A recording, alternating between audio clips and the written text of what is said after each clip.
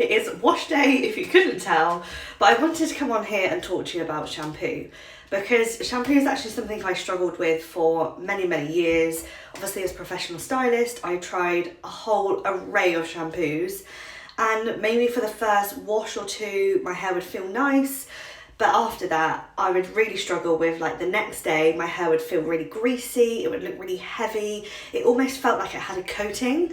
And now I know that is because other shampoos contain ingredients that stay behind on the hair and on the scalp. And that is what was happening to my own hair. I then discovered the Colour Security shampoo, and my whole shampoo story completely changed. I can now go about 4 days, whereas I can go so much longer in between my washes. And this is because this formula is crystal clear. Let me just show you, like, can you, I'm getting it everywhere. Can you just see how clear that shampoo is? And that rings through into its ingredients list. There is nothing in this shampoo that gets left behind on the hair or on the scalp. Every ingredient rinses off. My hair just feels so clean, it's soft, it's smooth, it doesn't feel weighed down, it's glossy.